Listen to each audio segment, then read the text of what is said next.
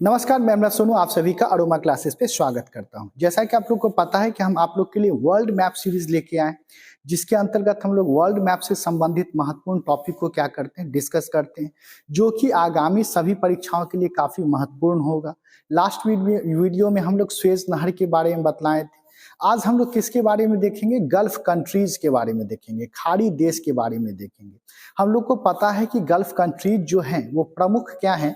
तेल निर्यातक देश हैं, ऑयल एक्सपोर्टिंग कंट्रीज हैं। परंतु गल्फ कंट्रीज होते कौन हैं? मैप में इनकी स्थिति क्या है? हरमुज की जल संधि क्या है? इन सभी के बारे में आज हम लोग इस वीडियो में देखेंगे। इस वीडियो के अंत तक बने रहें, बहुत ही मजेदार तरीके से मैप के थ्रू हम आपको इस टॉपिक को बतलाने जा रहे हैं। तो आइए शुरू करते हैं हम लोग गल्फ कंट्रीज। जैसा कि आप लोग मैप में देख रहे होंगे, थोड़ा सा इसको जूम कर लें।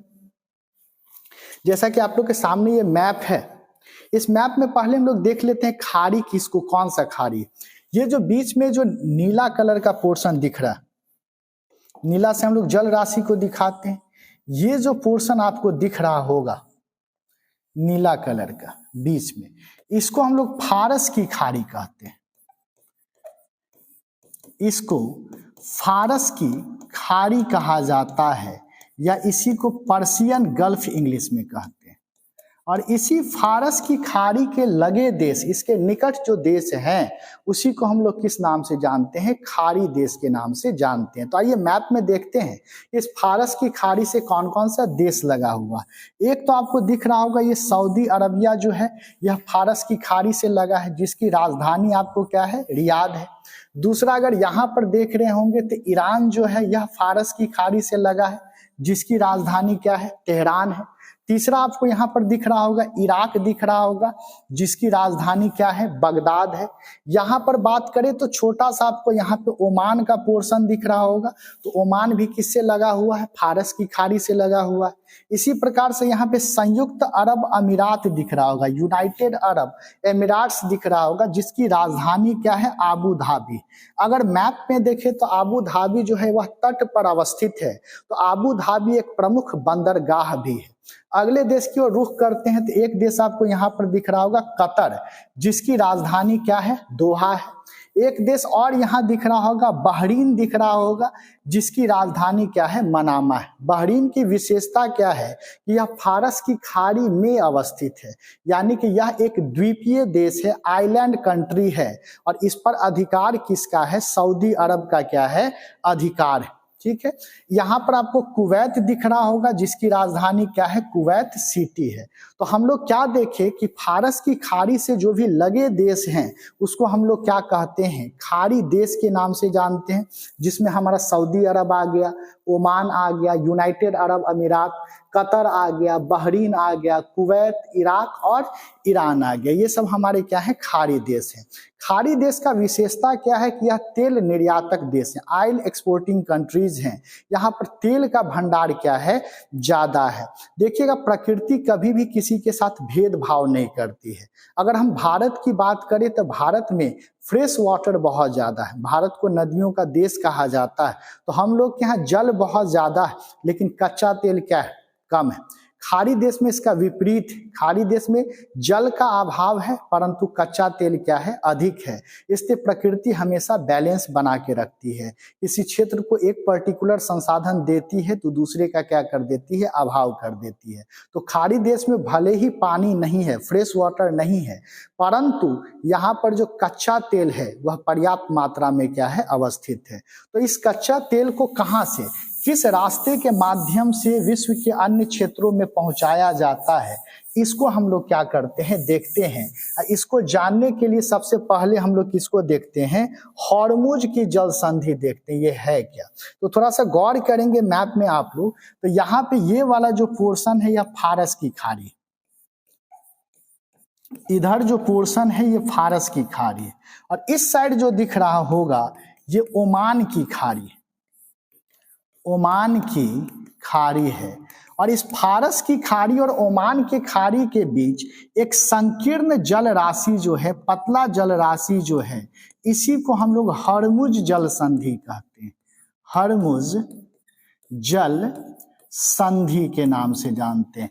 जल संधि किसको कहा जाता है, स्ट्रेट किसको कहते हैं, तो वैसा संकीर्ण जल राशि जो दो बड़े जल राशियों को जोड़ता है उसको हम लोग स्ट्रेट या जल संधि के नाम से जानते हैं। तो यहाँ पर हॉर्मुज की जल संधि फारस की खाड़ी को ओमान की खाड़ी के साथ जोड़ता है। तो जो भी आपको तेल निर्यातक देश है इस हॉर्मुज के जल संधि होकर आपको किधर जाता है, ओमान की खाड़ी, और ओमान की खाड़ी से आगे फिर कहाँ बढ़ जाता है, अरब सागर में। अगर हॉर्मुज की जल संधि को बंद कर दिया जाए तो जो कच्चा तेल है वह फारस की खाड़ी से फिर ओमान की खाड़ी नहीं जा पाएगा। तो यदि अगर इस प्रकार का प्रश्न फ्रेम किया जाता है कि हॉर्मुज की जल संधि के ब्लॉक होने के कारण किस चीज का निर्यात ज्यादा प्रभावित होगा, तो कच्चे तेल का निर्यात क्या होगा, ज्यादा प्रभावित होगा। अब यह जो खाड़ी देश है इसमें सबसे ज्यादा जो तेल निर्यातक देश है वह कौन है, सऊदी अरब है और ईरान है। तो खाड़ी देश में प्रमुख तेल निर्यातक देश कौन कौन है, तो सऊदी अरब और ईरान है। लेकिन सऊदी अरब और ईरान के बीच जो है हमेशा कन्फ्लिक्ट चलते रहता है, विवाद चलते रहता है, एक दूसरे के बीच क्या है, दुश्मनी है। देखिए मैप पढ़ लेने से ज्योग्राफी तो अच्छा होता ही है, साथ साथ आपका इंटरनेशनल रिलेशन, अंतरराष्ट्रीय संबंध भी काफी क्या हो जाता है, मजबूत हो जाता है। इसलिए कोई भी चीज पढ़िए खासकर ज्योग्राफी या इंटरनेशनल रिलेशन तो उसको मैप के थ्रू कनेक्ट करके पढ़िए तो सब कुछ याद हो जाएगा। तो सऊदी अरब के कन्फ्लिक्ट किससे चलता है, ईरान से चलता है, और ईरान और इराक के बीच अच्छा संबंध है तो दोस्त दुश्मन का दुश्मन क्या होता है, दोस्त होता है। तो ईरान इराक दोस्त है, लेकिन सऊदी अरब का मतभेद किससे चलता है, इराक से चलता है, दूसरा किससे चलता है, ईरान से चलता है। तो गल्फ कंट्रीज जो हैं इसमें प्रमुख निर्यातक कौन है, सऊदी अरब और ईरान है। परंतु सऊदी अरब और ईरान के बीच आपको संबंध उतना ज्यादा प्रगाढ़ नहीं है, उतना ज्यादा अच्छा नहीं है। और दोनों सऊदी अरब और ईरान दोनों किसका उपयोग करते हैं, हॉर्मुज की जल संधि का उपयोग करते हैं तेल के निर्यात के लिए। और दोनों चाहते हैं कि हॉर्मुज के जल संधि पर वर्चस्व स्थापित हो। ईरान का दो प्रमुख बंदरगाह है, एक का नाम है चाबहार बंदरगाह और दूसरे का नाम है बंदरे अब्बास बंदरगाह।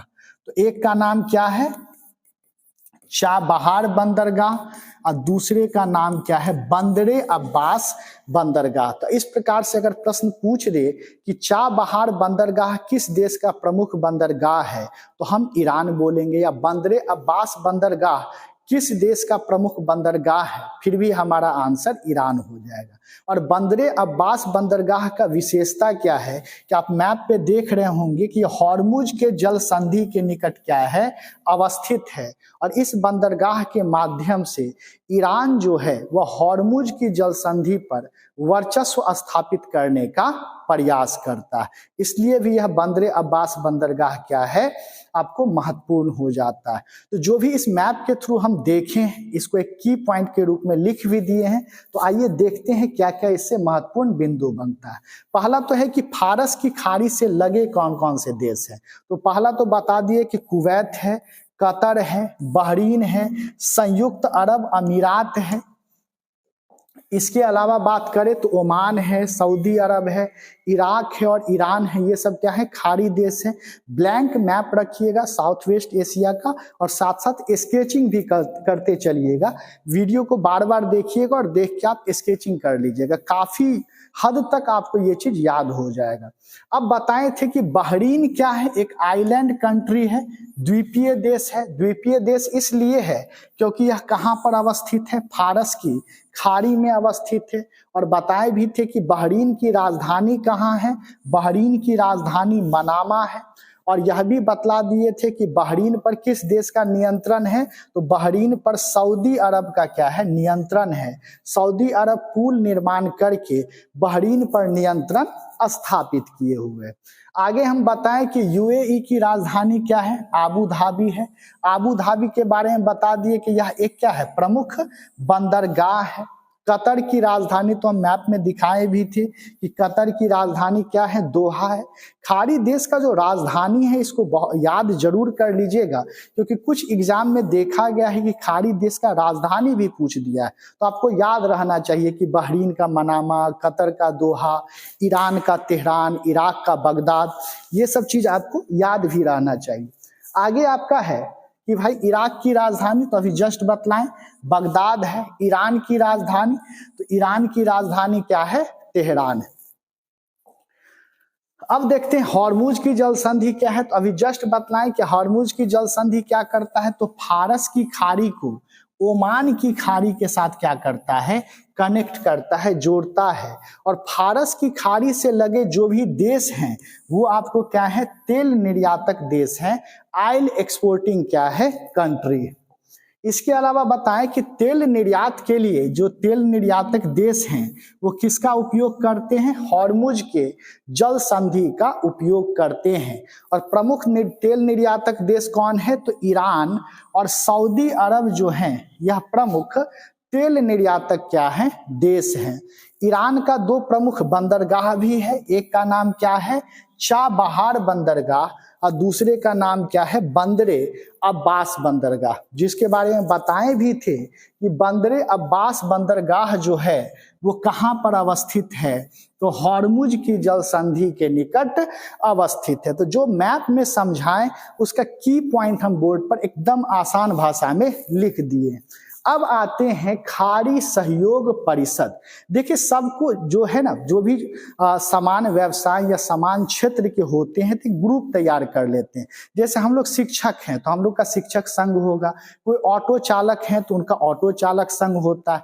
इसी प्रकार से खाड़ी देश चूंकि यह तेल निर्यात करते हैं, कच्चा तेल निर्यात करते हैं, तो ये भी अपना एक छोटा सा समूह बना लिए हैं जिसका नाम क्या है, खाड़ी सहयोग परिषद या GCC के नाम से जाना जाता है। इसका मुख्यालय कहां पर है, इसका मुख्यालय रियाद में।